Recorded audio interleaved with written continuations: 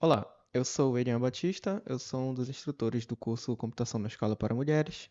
Esse é o módulo 2 e nós vamos dar início à nossa aula 2. Nessa aula 2, nós vamos falar um pouco mais sobre as estruturas que vamos ter dentro do nosso algoritmo e também a relação entre operadores relacionais e a nossa tabela verdade. Iniciando com a estrutura condicional. Uma estrutura condicional tem a sua definição, que é a escolha de ações e estruturas que são executadas quando determinadas condições são representadas. O que seria condição nesse nosso contexto? Condicional é aquilo que nós devemos atender ou não para poder prosseguir com a nossa ação. Então, um exemplo: você tem uma restrição do que deve ser feito, e se você atender essa restrição, você executa a alguma coisa, ou, se não, executa B, outra coisa. Como, por exemplo, aqui mesmo nessa imagem nós podemos ver. Nós chegamos num caminho que tem vários caminhos distintos, três no caso dessa imagem. Se queremos ir para o banco, nós vamos pegar um lado. Se queremos atender os nossos clientes, vamos para o outro lado. Se quisermos ir para o plano, nós vamos para o outro lado. Ou seja, qual seria a minha condição aqui? Atender ao caminho que eu quero seguir. Então, como por exemplo, nessa imagem, se nós queremos siga para o banco, ou seja, eu vou verificar, o banco é para frente? Não, o plano está para frente. O banco é para a esquerda? Não, clientes está para a esquerda. O banco é para a direita? Sim. Então atenda ao banco e vá para a direita. Vamos dar um exemplo em um fluxograma bem simples para o nosso algoritmo. O contexto é exemplo da carteira de habilitação.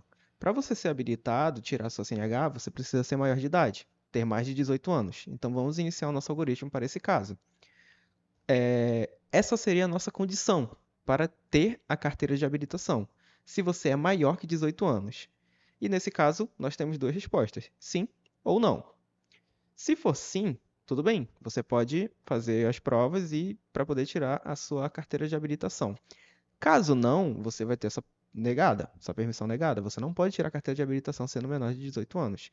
Então, esse losango que tem maior que 18 anos simboliza a nossa condição.